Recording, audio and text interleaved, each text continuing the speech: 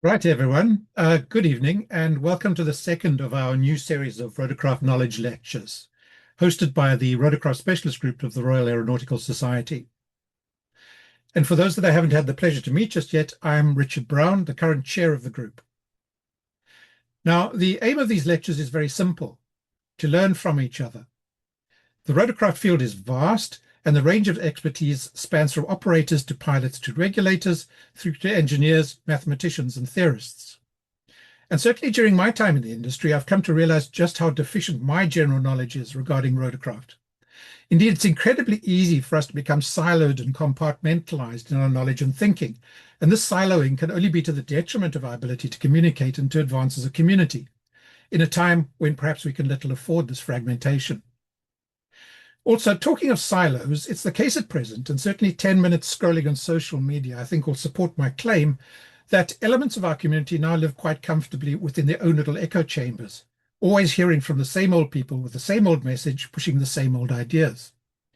And I think we need new voices, fresh ideas to engage our intellect anew if we're not to stagnate or become complacent in our own worldview.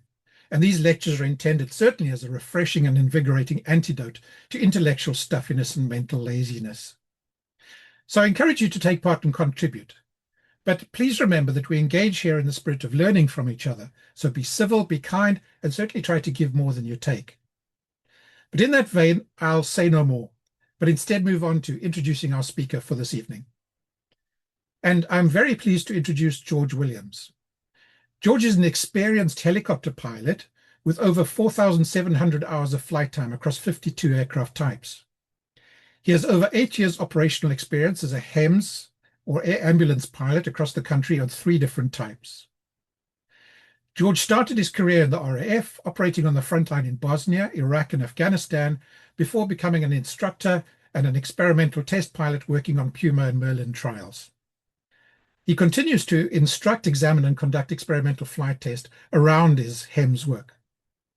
And so tonight, we'll rely on George's experience to explore what makes a good aircraft for HEMS, what capabilities eVTOL might bring, the challenges eVTOL might face in this role, and how eVTOL might be introduced for UK HEMS. So in that vein, I'll hand over to George and look forward to a very interesting presentation this evening.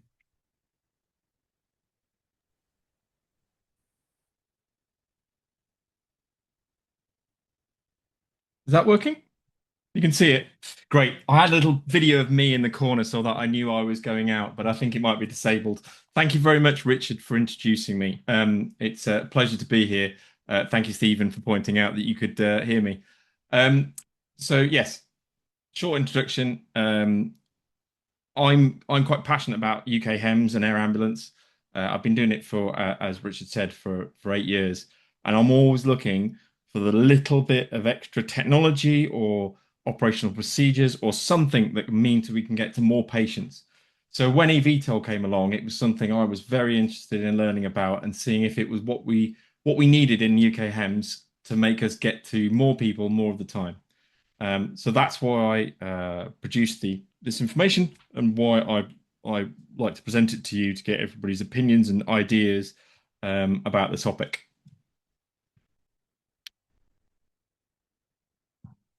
So hopefully you can see the next slide. Who, what, who, why, what, how, and long. So me.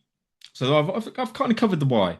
I'm really passionate about UK HEMS. So you can see on the screen, this is my normal mode of transport. So a Bell 429 sat on the top of a hospital in Bristol. But just to clarify, my opinion this evening is purely on the basis of my own company, Test Pilot Services. It has nothing to do with any of the operators I work for. It is purely my own personal opinion. The pictures are shown. Hey, you can see little me. So the pictures are shown here. They are from my work, but they don't imply that I am doing it on behalf of them, just to go and clarify that point.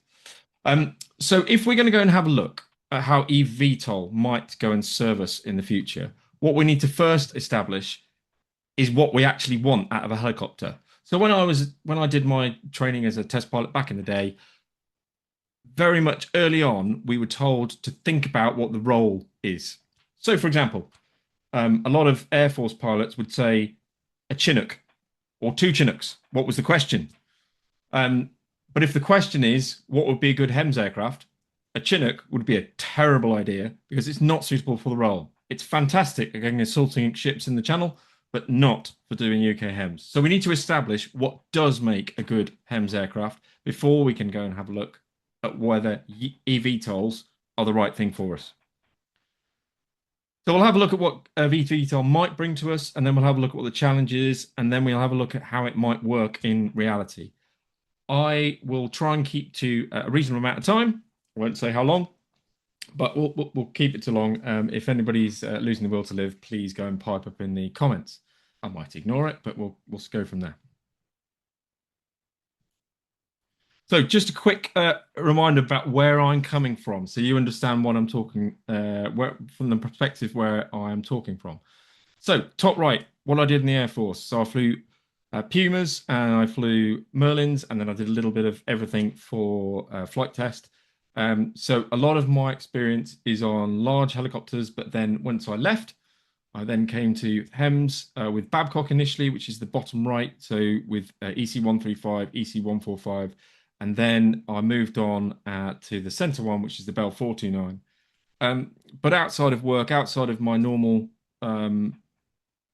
work regime, I also do little bits on the side. So I still fly 135, 145, and 429 as my operational types. And I do a little bit of drone. So I am familiar with electric aircraft, admittedly very small, less than 250 grams, but I am familiar with some of the technology that we're talking about and some of the ways that we go and fly. So that's where I'm coming from.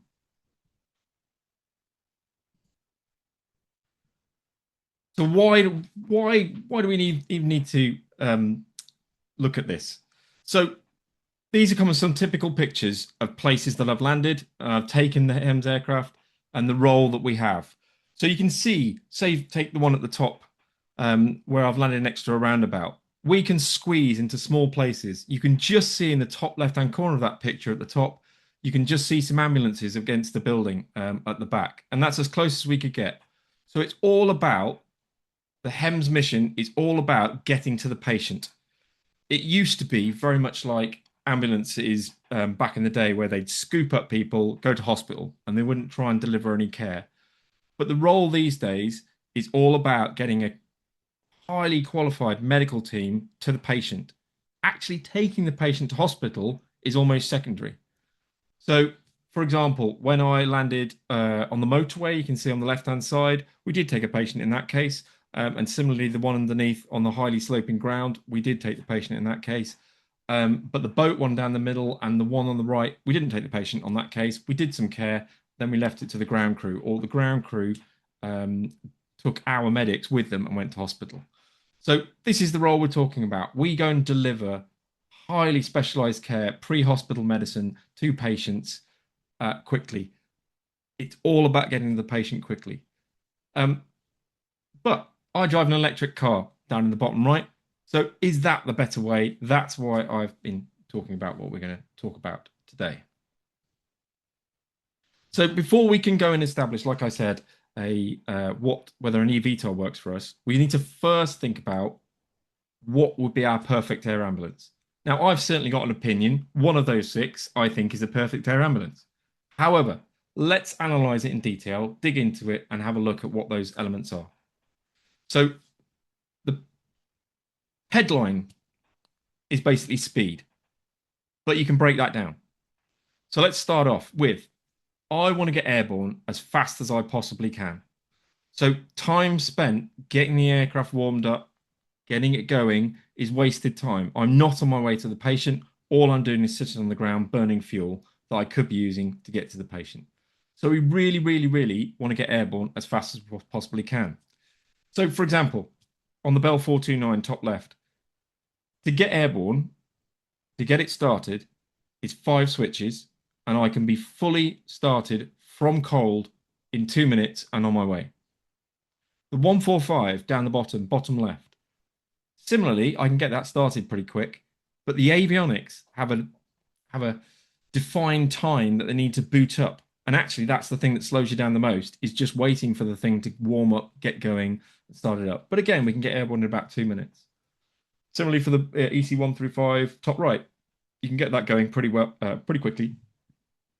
The 169, it's a more complicated aircraft. There are various things that need to happen in a set order before you can go. There's a list of things that need to take place, and that slows down the delivery of the takeoff. And there's a little bit of inter-service rivalry when we're flying around.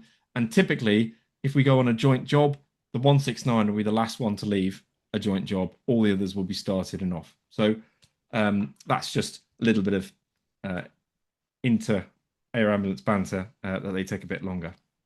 So once we've got airborne, we want to get to the patient as fast as we possibly can, as safe as we can. We don't want to break any limits, but typically in any of the air ambulances, what we'll do is we'll set the power just below max and we'll hold it there and we'll fly at that speed. It's HEMS speed, as fast as we can, as safe as we can. But with that, what we need to be is efficient. So for example, if we take the 145 in the bottom left, not a particularly fast aircraft, typically around about 125 knots, 130 knots, and it will burn about 240 kilos per hour to achieve that. The Bell 49, top left, will go at about 145 knots, but to achieve that, we're talking 270 kilos an hour for a lower weight for the aircraft. So once you work out the efficiency, the 145 works out more efficient and gets you more miles for your buck. So actually, with the same fuel load, you'd probably be able to get further than the Bell 49. So it's not just a straight race. However, I know Great North Ambulance with their Dauphins that they're imminently replacing 145. One of their considerations is the Dauphin was significantly faster than the 145. And in some of their roles, particularly going out to, say, for example, the Isle of Man, it makes a big difference because that's quite a long transit. For the short legs that we do in, say, Wiltshire, that doesn't make nearly as much difference. But for longer legs, it does. So Wales, Scotland, Great North, where they've got long legs, it's a different kettle of fish from a very small county like Wiltshire. So once we've got to the patient and we've landed on, the medics go and do their magic. We complete the mission. We might go to hospital, we might not. We come back. The next thing we need to be able to do is get ready for our mission really quickly. So we want an aircraft that can refuel the crew and get airborne as fast as possible. So being able to refuel quickly is really important. I have been on countless missions where we've been on the way back, we've been on short finals and we get another job. Or we're mid-flight and we get another job and we need to take a quick nip of fuel. That capability is hugely important to a lot of HEMS operators, that they can quickly go and take a top off of fuel anywhere in the operating area, anywhere that provides Jet A1 fuel, quickly take a bit of fuel and we can get on with another mission.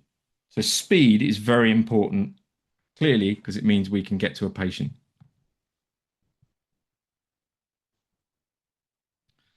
Size is everything. So if you speak to a paramedic, if you speak to a doctor, they'd love to have a large cabin where they can go into their patient, they can go on either side of the patient, just like in an operating theatre, and they can then go and work on the patient during that flight. However, that comes with a lot of problems because the bigger the aircraft is, the bigger the D value is. D value is the distance from the front of the rotor blade where it hangs over the front of the aircraft all the way back right to the tip of the tail. And that value dictates how big an area we can land in. So typically by day, the limit is 2D. So for example, the Bell 429 in the top shot is 13.11 meters from the front of the rotor blade to the tip of the tail. So we can land in an area that is 26.22 meters in diameter. So that area you can see there is significantly bigger than 2D. At least I know it is because I measured it afterwards. But you have to actually think about where that 2D is. So if you look carefully at that picture, you can see a couple of street lights, and they were the determining factor that was to the south and to the west of the area, and then it was trees on the other side of the area, because actually that is all raised up. So that's a critical thing, is that If we had been a bigger helicopter in this instance, that's quite close to 2D, not quite on the limit. We couldn't have landed there. And typically, a bigger area is always further away. So the bigger the helicopter, the further we are away, the longer the medics have to walk. So you can see in that instance, they had to cross the road, walk up the road, walk into the commercial estate, and they were there. But if we'd had a bigger helicopter, we'd have been further away, perhaps having to have a lift, and then you defeated the whole point of having a helicopter. So a big thing, really important to Richard, is downwash. So the bigger the aircraft, almost in a straightforward relationship, the bigger the aircraft, the more the downwash. It's not quite true. The Bell 49 uniquely has quite a low downwash compared to some other helicopters because it's big, but it's actually quite light and isn't allowed to operate at the weight it should be operating at. So it's quite low downwash. But what we also want with the downwash is it to be predictable. So I know from experience exactly what the downwash is going to do roughly as I come into a landing site, and I can go and place the helicopter in a certain flight path to go and put that downwash where I want it to be. And then once I'm on the ground, I know roughly how far out that downwash is going to go, around about 3 rotor spans. And I know where I can place the helicopter so that, for example, I don't knock a small child over. I can place my helicopter to try and avoid knocking over a fence, for example. Unfortunately, sometimes it goes wrong. So, for example, I landed in Weston-super-Mare once, and the downwash came down on a very light wind day and went all the way along a very thin field, all the way along, and got to a cafe at the end and popped every single parasol in the cafe, which was quite embarrassing and could have injured someone. So downwash is really important to us. And of course, we all remember that a incident at a hospital in Plymouth where someone was killed by a helicopter landing at a landing site. So for us, we don't control the landing sites. So any downwash that is out of our control can cause harm because we're landing in an unprepared site. The other factor with size is fuel burn. The bigger the aircraft, the heavier the aircraft, the more fuel it'll burn. It's a fact of physics. There's nothing we can do about that. So a 145 burns more than a 135. A ton heavier, and they'll burn more fuel. It's not a direct relationship, however. And the final one is there is a well-known direct relationship between the size of the aircraft. This is for conventional helicopters. We'll come back to eVTOL later. Between the size of the helicopter and the bill per hour. So a bigger helicopter will cost more. And that's a very well-established relationship between maintenance costs and the size of the aircraft, which I think some 169 operators found out to their cost recently during a company change of ownership. So the other bit about size is the size inside. As I alluded to, the medical team, they love to have more space. If you give them more space, they will put on more kit onto the aircraft. But there is an irreducible amount of equipment that we need to take. So, for example, we need to have a pilot.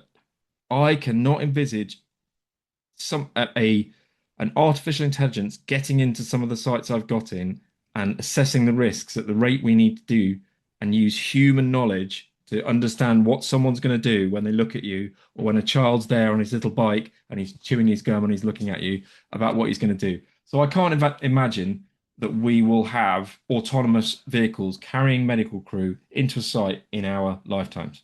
I just don't think that's practical. Once we've got the pilot, so we definitely need a pilot, plug for my future career.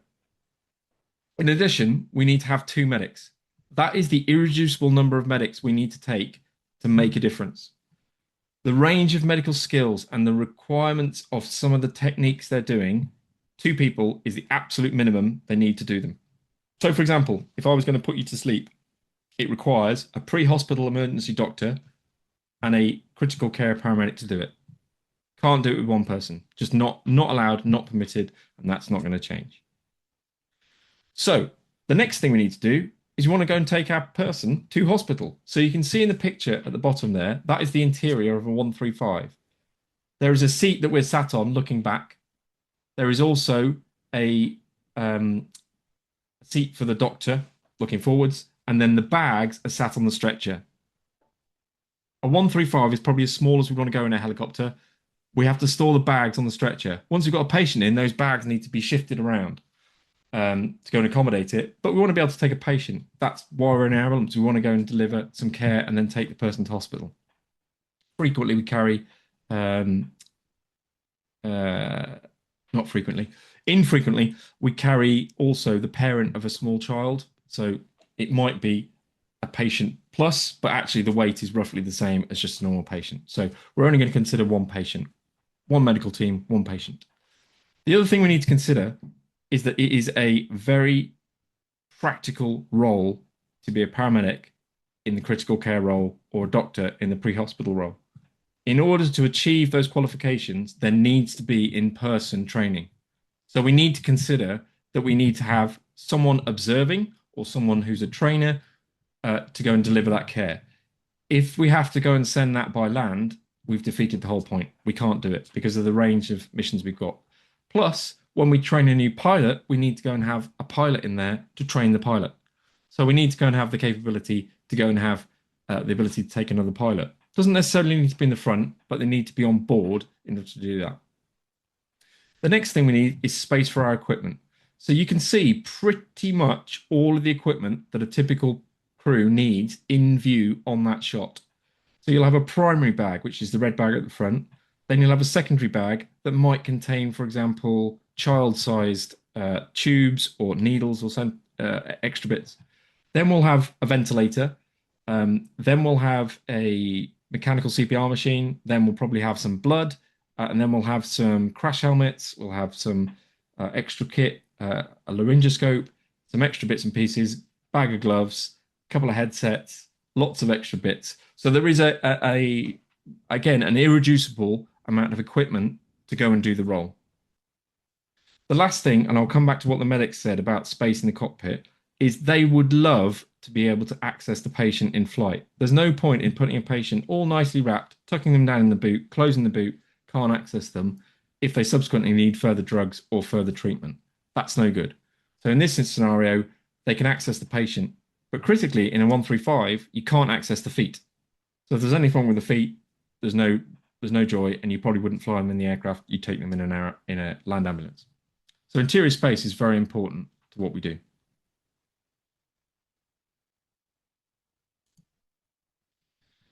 So the next thing is range. Now, you've got two images there. Hopefully, you will understand the geography of the UK. Otherwise, this might be a bit esoteric and not really relatable, but I'll try and relate it so you can have a look later if you're not familiar with the geography. So the range that we need to operate over with an air ambulance is highly dependent on where we're talking about. So the left example is an air ambulance that operates out of Llanelli in Wales, and the right example is for a Bristol-based city air ambulance. So the left-hand case was we were based down in Llanelli, bottom left of the map, and we had a job up near Bullith Wells in the middle of Wales, and we needed to go to that patient, and you can see we routed to the northeast. We made a sort of stop in a valley and then had to come back out, and that was because of weather. And then we had to route round all the way past Brecon, up another valley to try and get to Bullith Wells. And eventually we got to the patient. We got to the patient, which was someone who had crashed a motorbike. And then we went, right, where is the best trauma hospital for this? And the nearest trauma hospital to there is actually Stoke in the UK. So in England, sorry. So then we had to fly all the way with the patient all the way up to Stoke-on-Trent.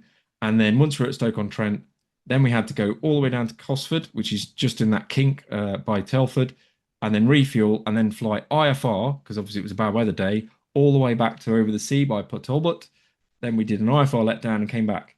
That is probably, right of arc, the longest mission that we can anticipate to do. That was 3 hours of flying with only one for refuel in there. So that gives us an idea of the maximum endurance we want to do. But the flip side is we might need to do something short.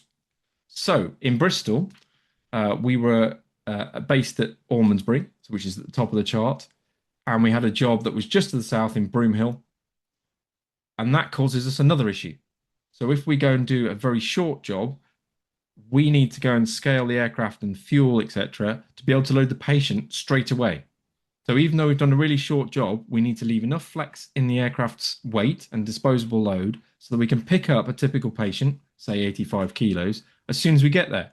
So actually, we can't operate at max weight because we want to go and put this patient on. So that limits our range for longer range missions.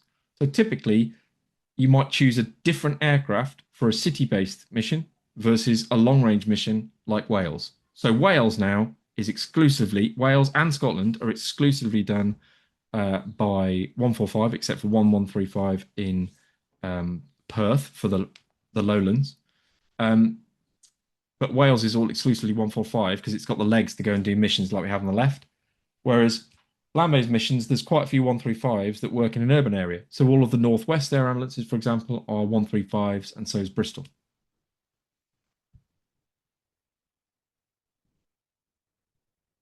So I'm coming back again to size, but now we're going to talk about our payload.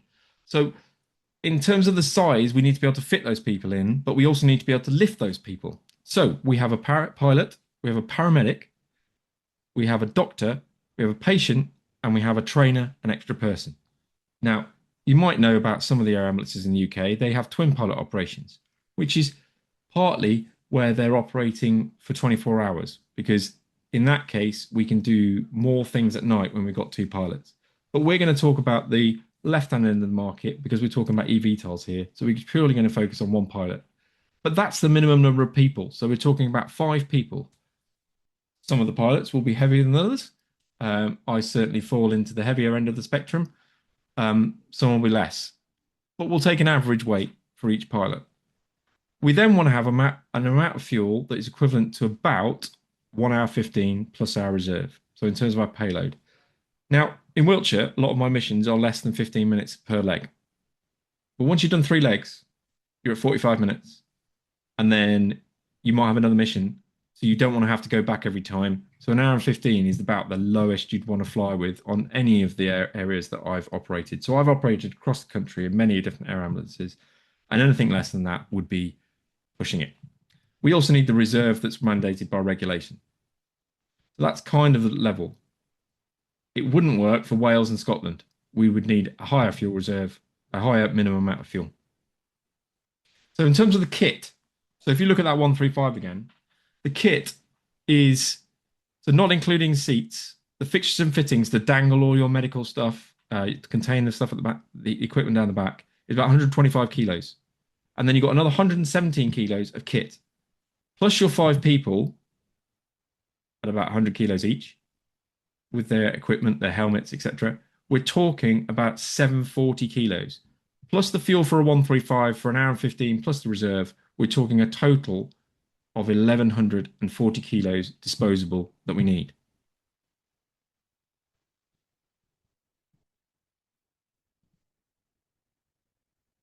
So coming back a bit to Richard's work now. So in terms of safety, when I'm operating an air ambulance, I'm operating over people's houses. I'm landing in cities. I need to maintain a level of safety at all times. So we are only in this country able to operate in the air ambulance role with a twin engine Cat A certified aircraft for doing our role.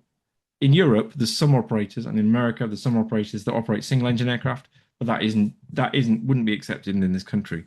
So we need a degree of tolerability and a degree of fault tolerance. So in the pictures you can see, so top left, just above the helicopter there is a school. So we want to be able to make sure that we can be safely operating around a school. Bottom left was a car park in Weston-super-Mare, I think. And then a building site in Larkhill at the top, and then outside of Abbey Wood down the bottom right. So we definitely operate in some areas where we need to be able to tolerate an engine failure. What we also want in terms of safety is to reduce our workload. So automation for automation's sake is not good, and there is bad automation and there is good automation. The 145 is probably the pinnacle at the moment and the Helionic suite is probably the pinnacle of what we want for automation. It's such automation that it actually makes flight boring sometimes because it's just so good at what it does. But what we want to do is reduce our workload such that we can think about the things that we haven't necessarily got as flying tasks, but as operational tasks. So where am I going to land? What hazards are there going to be? Where's my fuel going to be? What's the weather going to be? Where am I going to take the patient to hospital? We need capacity to go and think about those other things. And flying the aircraft should be a very minor task amongst all of that. So we want to reduce our workload.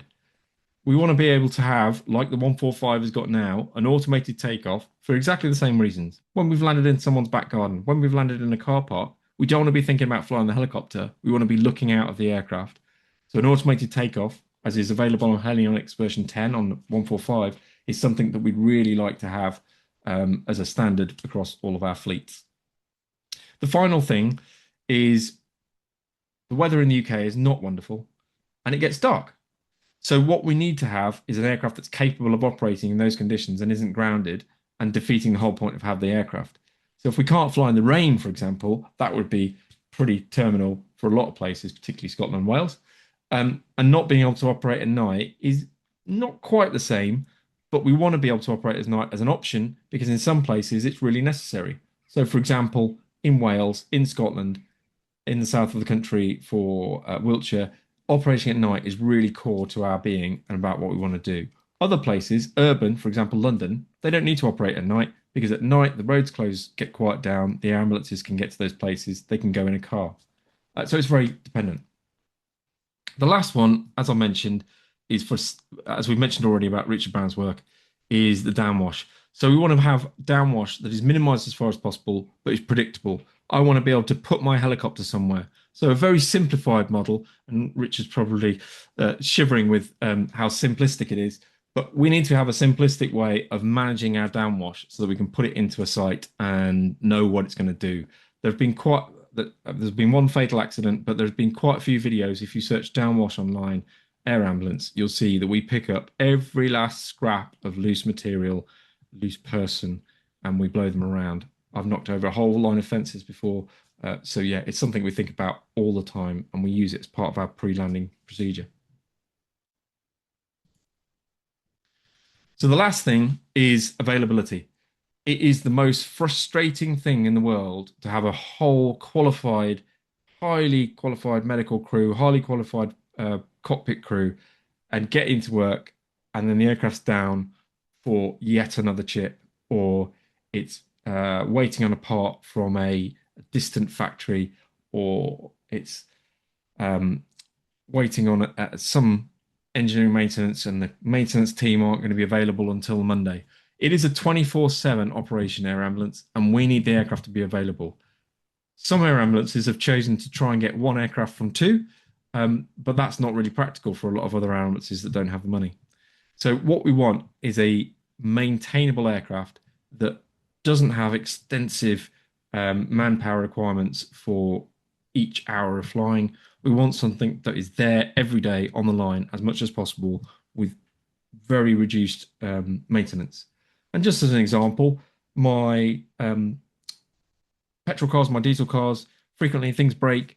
My electric car that I've had for 3 years, nothing has happened to it. It's just worked. There's very few moving parts. It's been in for one service in all that time, and that's it. That's the kind of vehicle we want. The next thing is icing and IFR. So in Scotland, it is poor weather. It is not great a lot of the time. Sometimes it's wonderful, and then you get midges.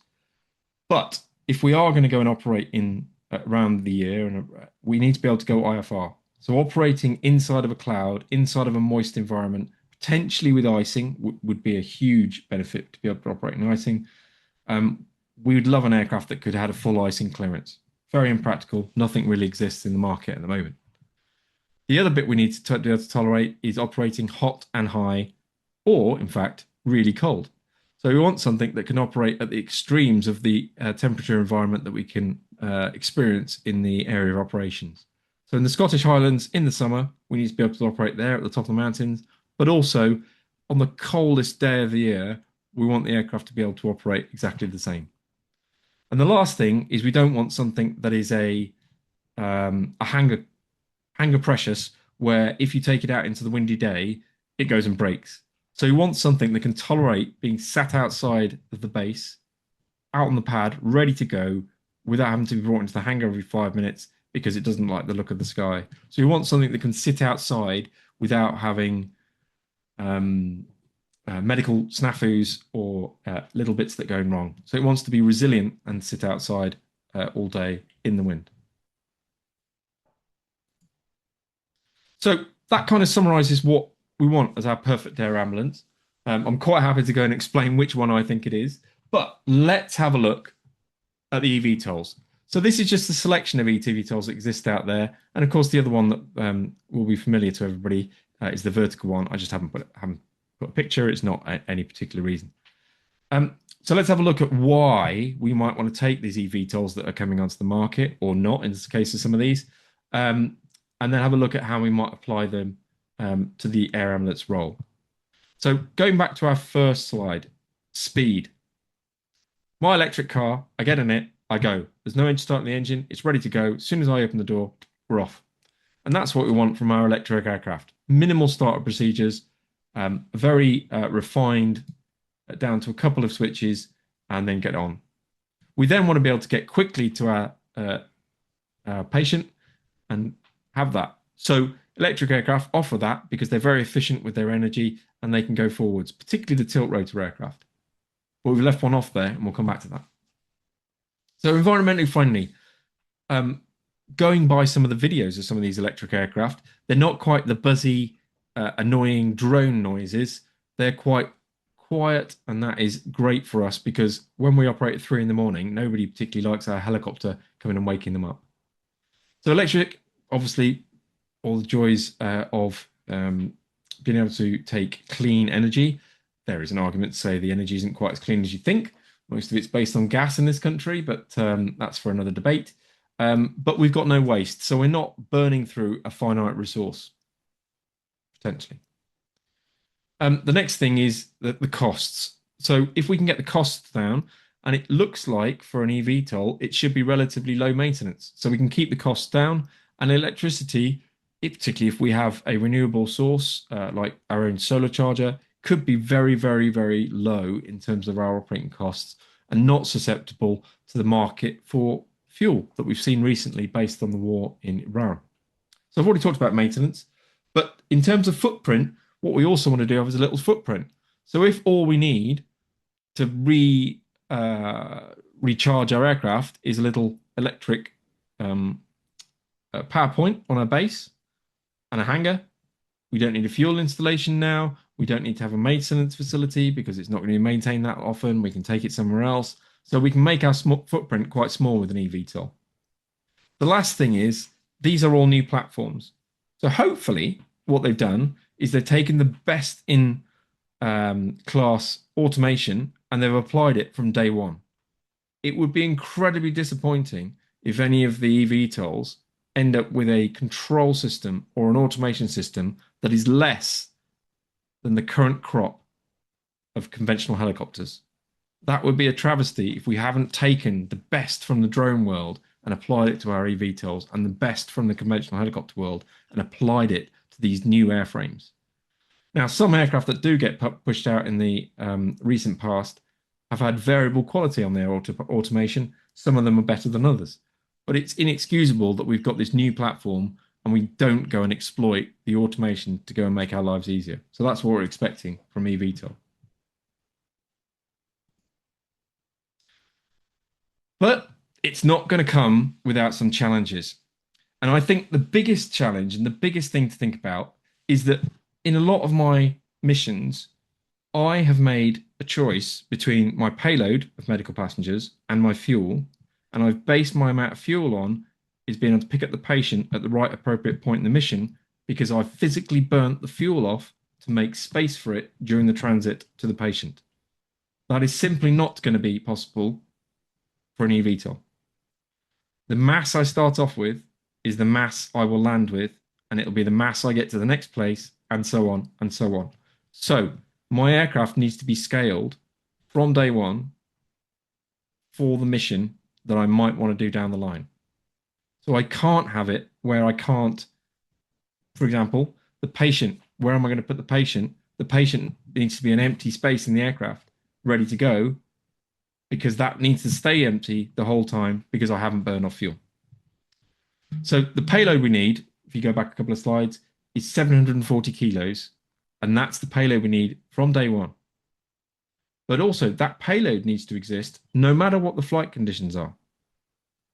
So if I have a hot day in a helicopter, I can offload fuel to make me have enough space. In an eVTOL, we won't have that option. There is no option to offload capacity to go and do that. Unless, of course, you make a modular battery and you can take off some capability in certain conditions. Flip that on its head, and we'll look at this in more detail in a moment, is when it's cold, I need to scale the system so that it can still do the mission parameters even in the cold, even when the battery's not having a good day. And I still need to be able to operate. The last thing is about seating. So in terms of the automation, I think a lot of the eVTOLs have gone, well, we only need one pilot. We're only going to put one pilot seat in. How do I train that pilot? Extensive use of simulators. Simulators simply can't simulate some of the random stuff that we get in the air ambulance world where people do stupid things. There'll have to be a whole quantum leap, bad use of the word, a quantum leap in capability in simulators to go and cater for that and cater for the randomness of air ambulanceness. We see on the right there, the Eve aircraft, I think, has only got one pilot seat, which is great, provided the simulation can be good enough. The other bit about the seating is we need to have that minimum medical crew. So 2 medical team, plus someone to train, plus the patient. Irreducible. Can't do the role without that. So the speed element I missed out earlier is the turnaround time. So in terms of the turnaround time, in my helicopter, I can refuel in less than 3 minutes, I think it was the last time I did it. And then I can be off again. Aircraft started, off I go. So an eVTOL is not going to be able to do that based on the current technology. Maybe half an hour, we might be able to get back a significant amount of our capacity. But as anybody who's got an electric car, the last 10% is really hard to do. So if we're going to accept we're not going to get that last 10% in, again, we need to scale the aircraft to be bigger and bigger and bigger to go and cater for having just a 90% charge. The next thing is my engines, if I have a problem with them, I take them out. So an eVTOL is going to have the capability to have all of its batteries taken out and replaced, which is not going to be as simple as a couple of new engines. And it will deteriorate over time, which doesn't really happen to the same degree on conventional aircraft. So now coming back to range. So I've taken a little shot of my car in the winter. The range came down significantly during the winter. Normally, I get in the summer about 240 miles. Now I've only got 130 miles. And that's something we're going to have to look at when we do eVTOLs. So we're going to have to scale the aircraft for the cold weather and make sure the range is correct. We're also going to have to make sure we've got the reserves, and we are going to have to think about how we're going to operate the aircraft in the cold weather against the deterioration of a lithium battery and the energy density.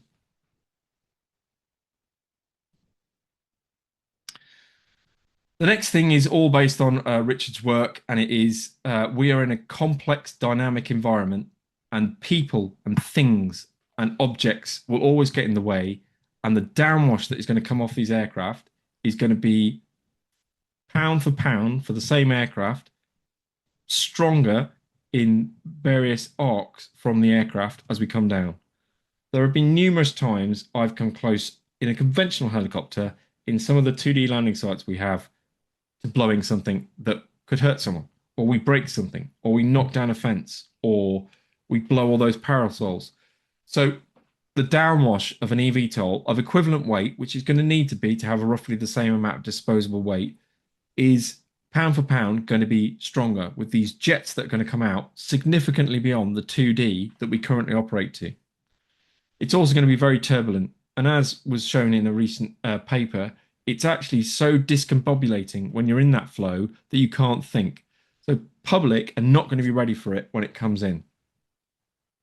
And the stacking, you are talking about the downwash coming on and on with lots of layers and building up. So yes, it's going to be an issue with downwash, definitely. Everybody's talking about eVTOL landing sites. We don't control HEMS landing sites. It's a different kettle of fish. The other one that jumped out at me when I was looking at all of these aircraft, the eVTOLs, is they are only ever shown on a flat surface. I'd be very interested to see how they've thought about in the eVTOL world about landing on a slope. So take, for example, the VX4 from Vertical. quite long wings to go and do its mission. So we're talking 15 meters plus. So what happens when you try and land on a lateral slope?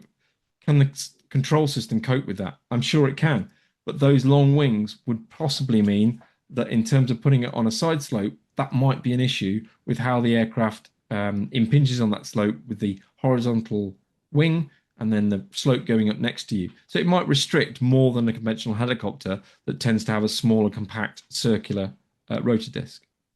The other bit is that the landing sites we go into are convoluted. So a lot of the sites have hazards that are around, and we need a helicopter that is tolerant. Now, what will jump out at you from these pretty disturbing images is that helicopters aren't terribly tolerant. So if you fly into a set of wires, top left or top right, or you fly into the cover for a fire extinguisher, it will go wrong. But what we don't, for example, the bottom right image, the fire extinguisher cover got sucked into the rotor, but actually the aircraft landed safely. So we need in our eVTOLs them to be damage tolerant so that we can go and have a small impact and they won't go and fall apart in the air. And at the moment, I'm not convinced that we won't have a cascade failure of various rotors from one rotor being hit by a small piece of FOD and then spitting out bits and taking out and doing a cascade failure, and we have a catastrophic loss of the aircraft. So I don't remain convinced at the moment on eVTOL from that perspective. So actually, you'd think from everything I've said that it isn't going to work. But actually, I think it might. So the area where I think it might is a short range mission. So endurance is going to be a problem. But if we start, just like London do with their landing on Royal Free Hospital in London, they operate on hub and spoke from that hospital. That's where their fuel is. That's where their medical is. So they go out, they drop the medical crew, and then they come back. So basically, there's no complex mission topology. It's out and back, out and back. And the back has always got fuel, which is electricity that we're going to talk about here. So I think that could work. And the other bit is we size this aircraft based on it only going to the patient. And that actually, we never take the patient back. We don't actually put that in. And suddenly all the maths works. And the reason why this works is that in London, it has a dense ground emergency response coverage. So if I go and land in somewhere in London and I drop the medics, an ambulance is probably nearby, and an ambulance can probably get back to the hospital in a reasonable amount of time that isn't going to make a difference for the patient.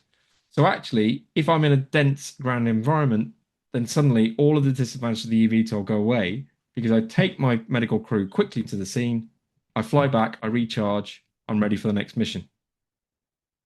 So it makes a massive difference in an urban environment that is well served by ground infrastructure. The last thing, though, is it will always be a piloted mission. We are never going to get to an automated flight with the amount of randomness there is in this world. It just isn't going to be possible. We need a human in the loop, in the aircraft, on scene to go and make the decisions about piloting. So that is an irreducible thing. There are some pictures of people doing automated air ambulance drops of medical equipment. Just doesn't work. But I think it could work in, say, for example, London or Manchester, or Birmingham, or a large city where you're focused purely on that city and it's a hub and spoke environment. So that concludes all of the bits I've got to say.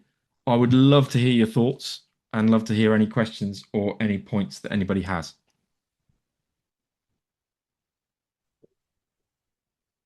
Well, thank you, George, for that incredibly insightful talk. If anybody does have any questions, please either just raise your hands or pop them in the chat, and we'll get through them as fast as we can.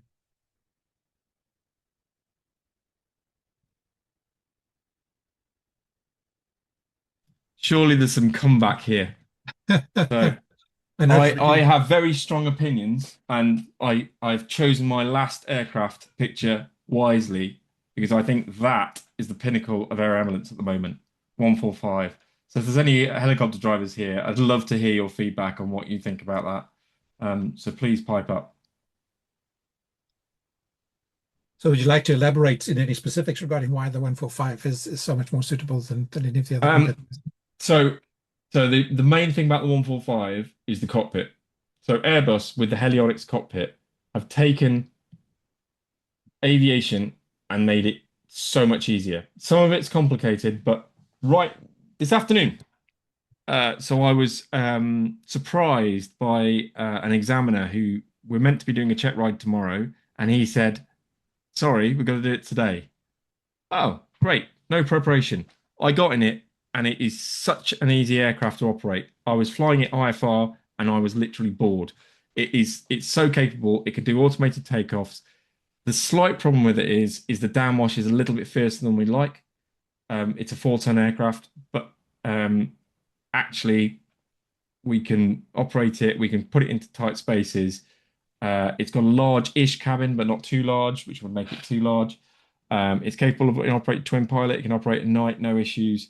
But it's the workload that really makes that aircraft fantastic for what we do. Could you elaborate a little bit more specifically what the helionics system actually does and how it aids you?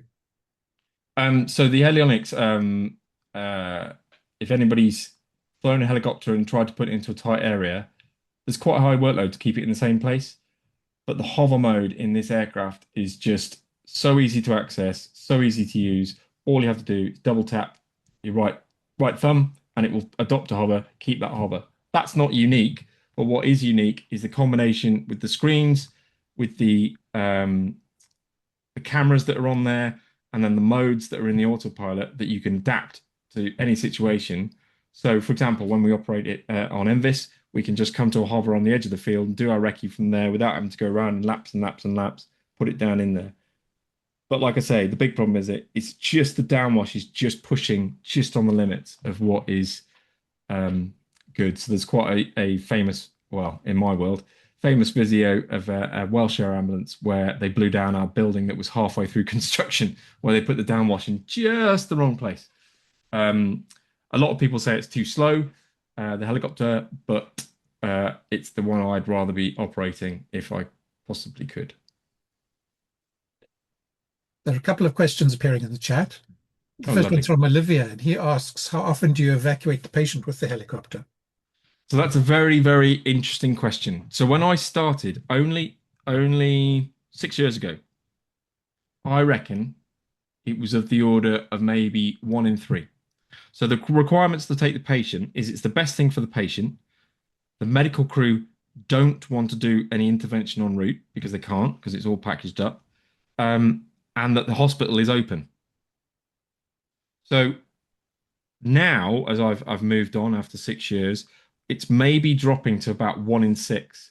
And a lot of the reasons are the hospitals aren't open because they're all very worried about the risks. So, for example, Bath Hospital, we can't operate to at night. We can't operate to the Royal Infirmary in Bristol at night because it's closed.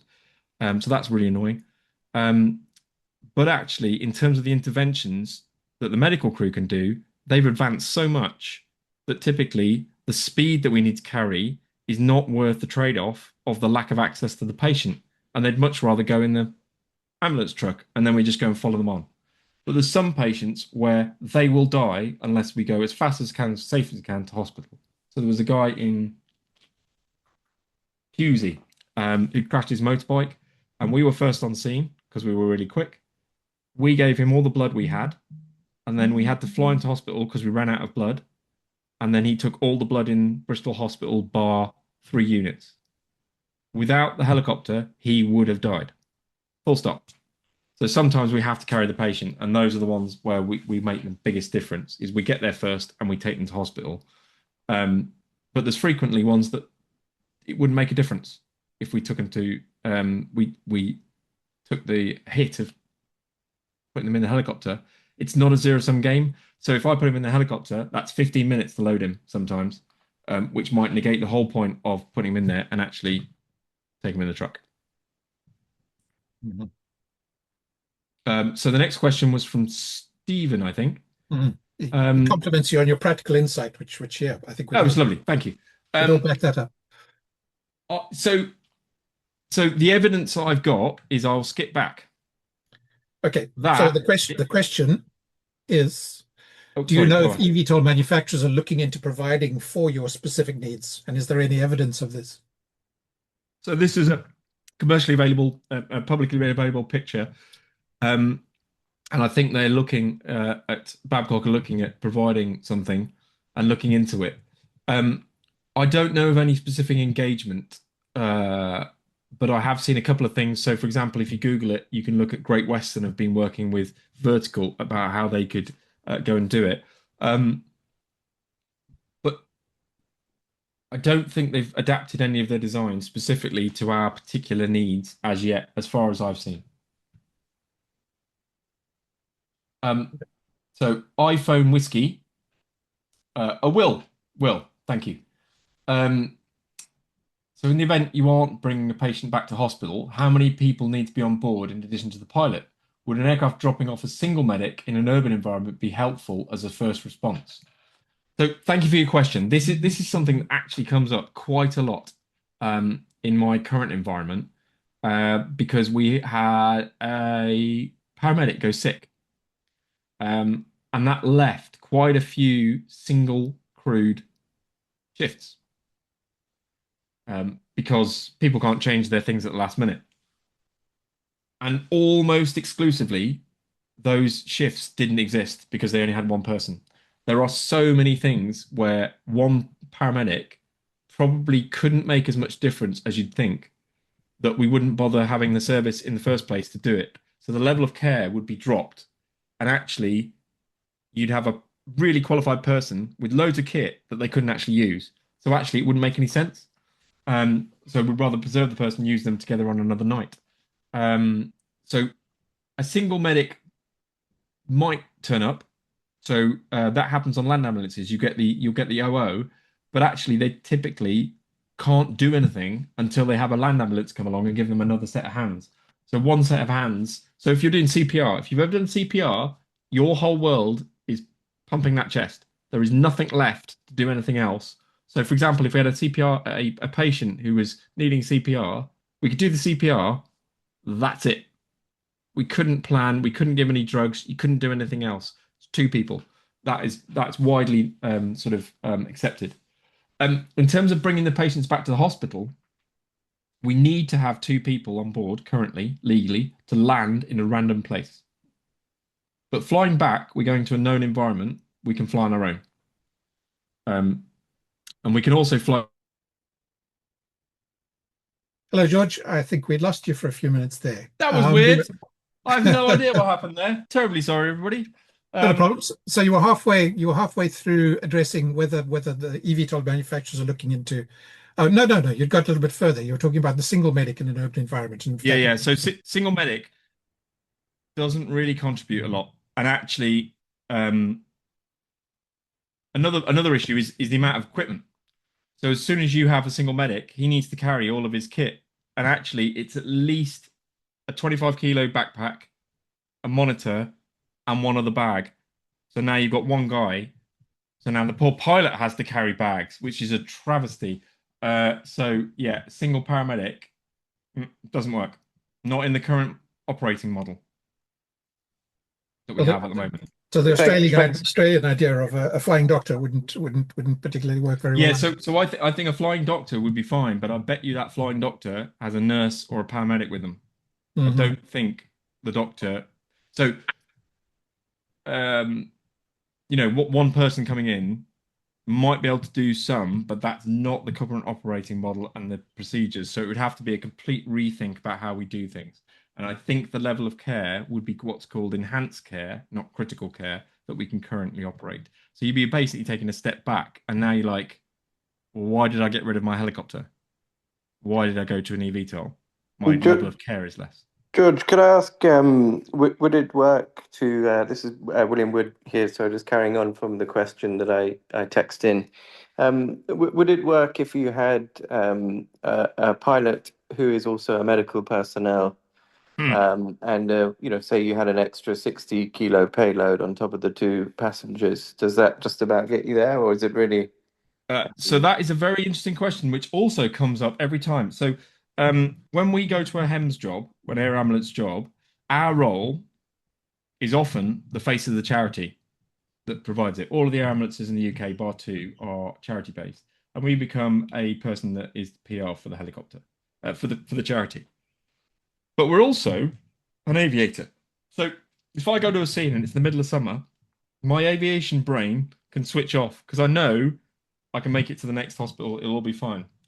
But the UK winter and the UK world mean that we are so focused on how am I going to get this aircraft out of here? What's the wing going to do? What's the fuel going to do? All of the aviation, whereas the NOTAMs between home and the hospital, all the extra bits that actually, if you loaded us up with medical and you got us emotionally attached to a patient or emotionally involved with the patient, the aviation would suffer.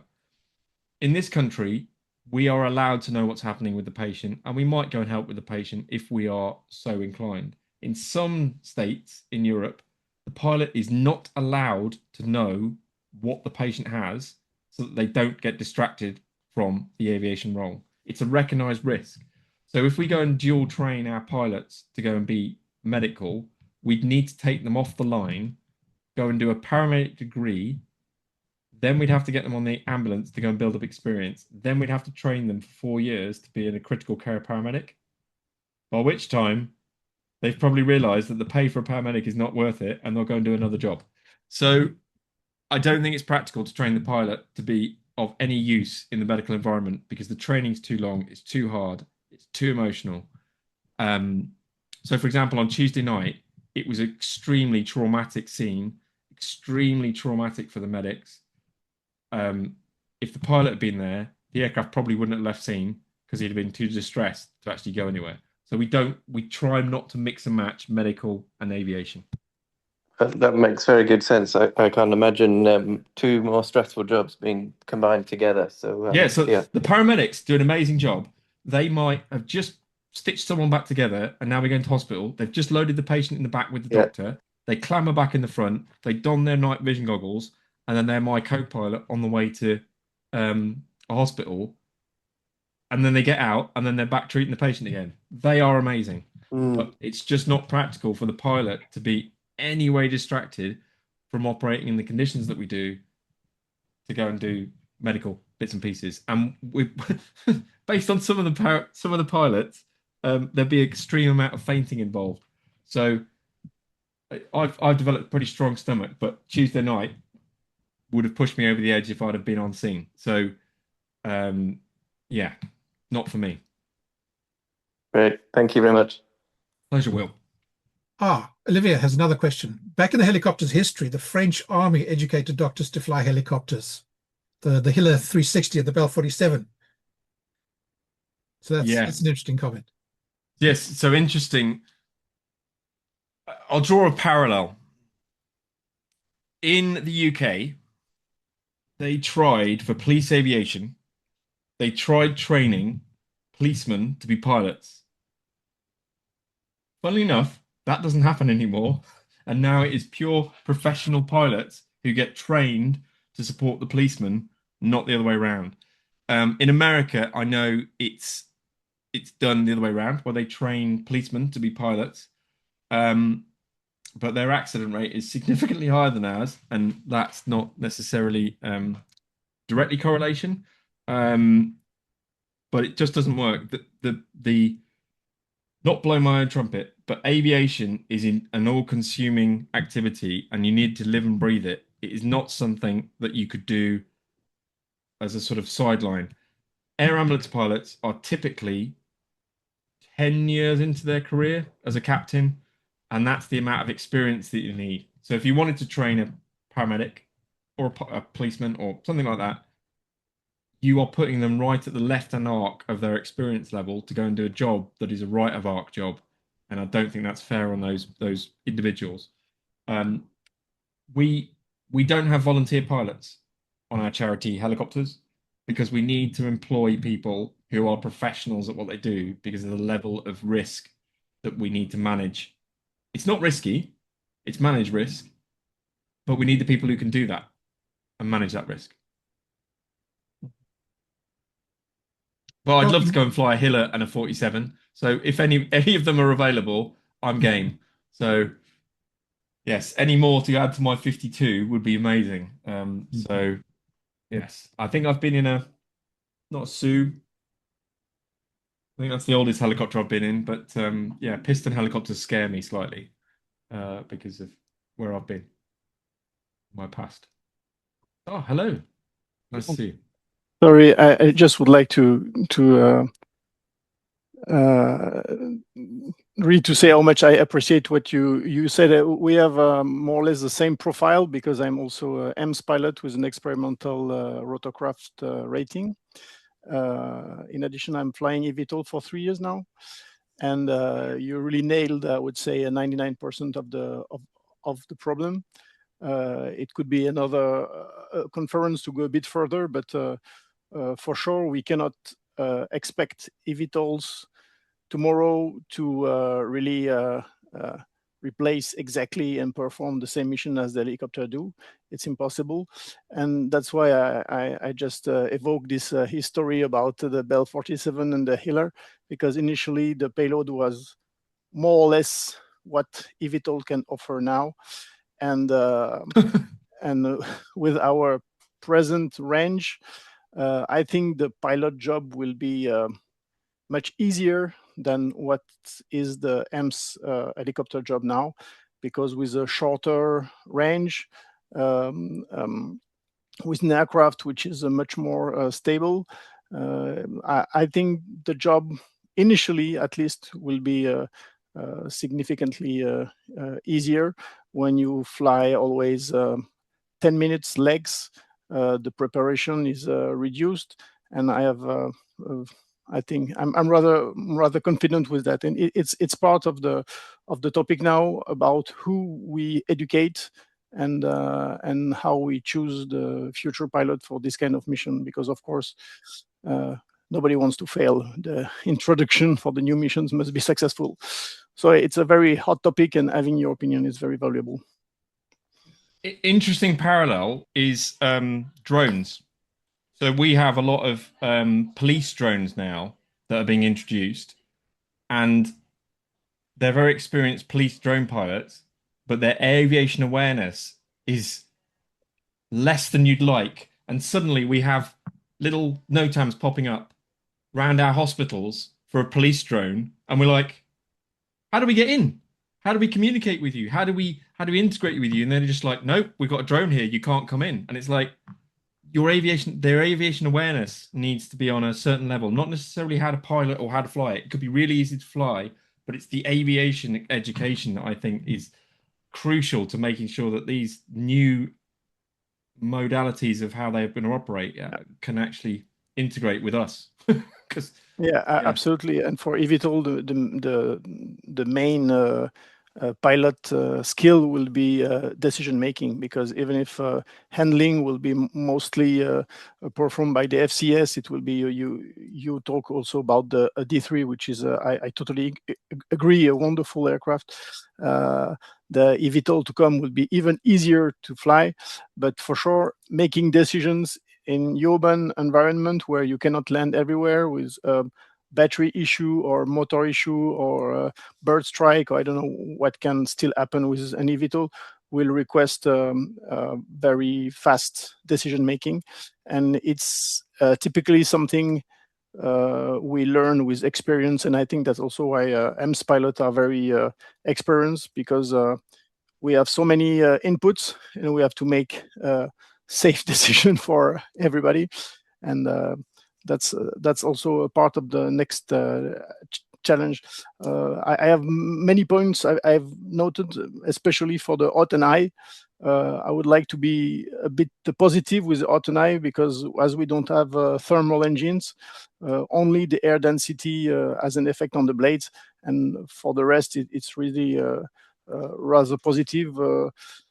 The performances are not too decreased by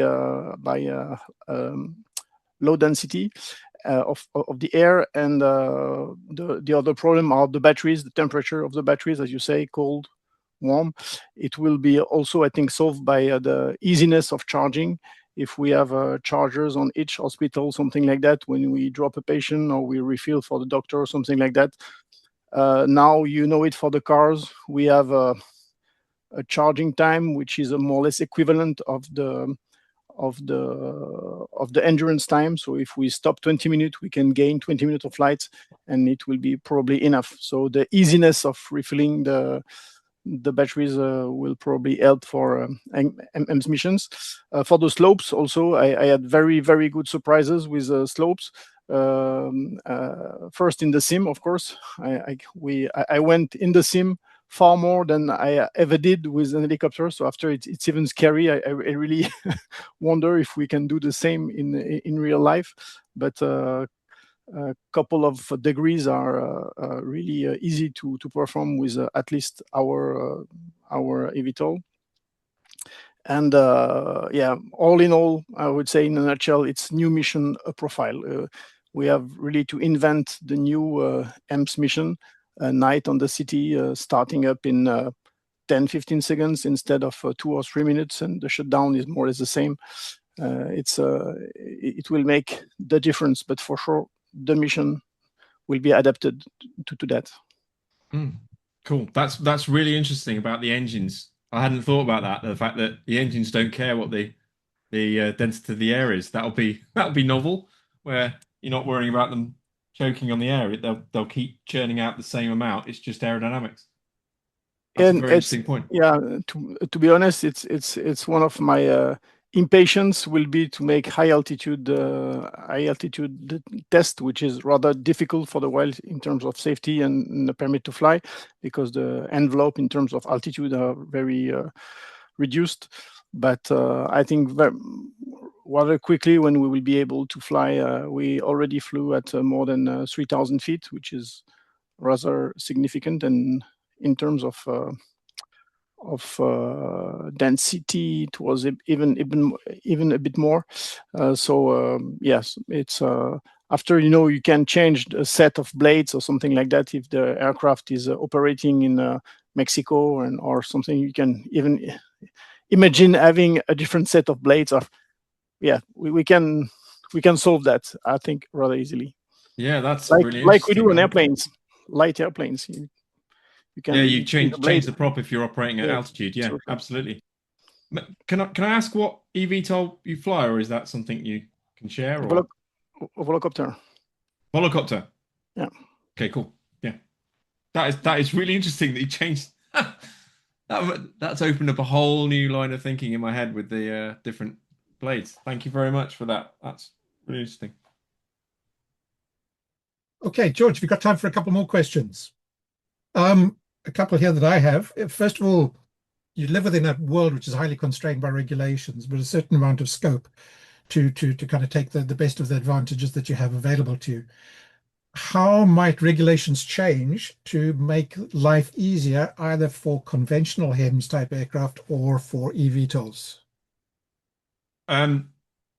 So there's a little bit of me in the UK right now where we need to follow Europe. Dare I say it, EASA is significantly ahead of us now in terms of our regulations. So they've done a couple of things that are ahead, and I think that's where we need to go. So one is allowing us to operate in cloud at low level would be a massive boon for helicopter operations and eVTOL operations in the future. So if, for example, you went to Norway right now and looked at how they do HEMS in a cold country that's often got poor weather, they will operate in significantly worse conditions than we can because of their integrated GNS-derived low-level navigation structure. It is phenomenal. If we could get that in this country, we would get to a lot more people a lot quicker and a lot safer. So it's nothing new. It's just keeping up with the Joneses over in Europe. We are trying to, at the moment, get a single instrument approach into our base, and the pace of progress has been glacial when you look at Norway and Switzerland and mountain places. And just for the sake, they've got LPVs everywhere, and we're still stuck on LNAVs. I mean, it's just in terms of the complexity of what is even out now, mature technology, that's where regulation needs to go, is we just need to keep up with what's actually already there and allow it to happen and be brave enough to go and introduce these things. That's the thing that we need to do at the moment. Europe hasn't got it all right. Appendix 8 to Part FCL, if there's any pilots out there, is diabolical in EASA land. And we have changed it in the UK to make it work. So sometimes regulation works, but just Appendix 8, I used it yesterday, couldn't do that in Europe. So yay for Britain. I think this is the cue for me to advertise one of the other Royal Aeronautical Society lectures. Recently, we had Simon Mitchell delivering the Bristow lecture on helicopter operations in extreme environments, and that's online on YouTube for folk to have a look at. And I think he actually presented a video where he showed some of the very low the operations in Norway in very low visibility conditions and just how effective their GNS system is in that sort of environment. Yep. So folk want a visceral appreciation of what it's like to fly in terrible weather. That's a good video hidden away in there. I guess the final question, and you don't need to answer this if you don't want to, is that within the UK, a lot of our interest in the sort of helicopter medical interface has been formed in the wake of the accident at Derryford. Do you think that the approach that's been taken within the regulatory authorities and within the health and safety executive is a positive move in the direction of increased safety, or do you think that there are other things they could have done? Or lastly, I guess, are they missing the point of the whole exercise? So it has changed significantly the whole safety environment in the UK for operations of helicopters into hospitals. There is significantly more regulatory scrutiny, regulatory requirement. There has to be ownership of the safety at the hospitals now, so they have to have operating manuals for the helipads. The hospital has to have someone own the risk. And basically, I think we're just catching up with where we should have been. So I don't think any of it is getting in the way. It is making it as safe as it should be. So taking the Derryford accident, just pulling that apart a tiny little bit, that landing site had separate briefing charts for each operator done by each operator, and at least one operator had watch out for winds from this particular direction because it goes into the car park, and others didn't. So a lot of the safety now has been brought in to go make sure that we all have a common appreciation of landing sites. What has actually happened to the Coast Guard, for example, is they're not allowed into any hospital. So from their perspective, the risk has gone because they just don't operate into those hospitals anymore. It's moved away. So perhaps that's a bit draconian, but it very much like some of the military safety things, it was a necessary thing that needed to happen and perhaps should have happened from novel thinking rather than a reaction to a death. Yeah, I second that. I think that's really important. It seems to be always the case in our industry that we learn from mistakes and from disasters. And I think if we have more people in the same room talking to each other, like we have today in here, then maybe there's a good future for us in terms of our industry and in terms of our society. So let's finish there and thank our speaker, George, for his incredibly interesting and well-rounded talk. I think both the helicopter enthusiasts and the eVTOL enthusiasts will both have found some merit in his arguments, and maybe through taking some of George's ideas into contention, we might be able to steer ourselves through to a sensible middle ground as far as new technology is concerned. So thank you again, George, and you can see all the thanks coming through online. And thank you everybody for coming along this evening. Please keep an eye on LinkedIn for our next talk in the series, which I'll try to schedule for sometime around about the same time next month.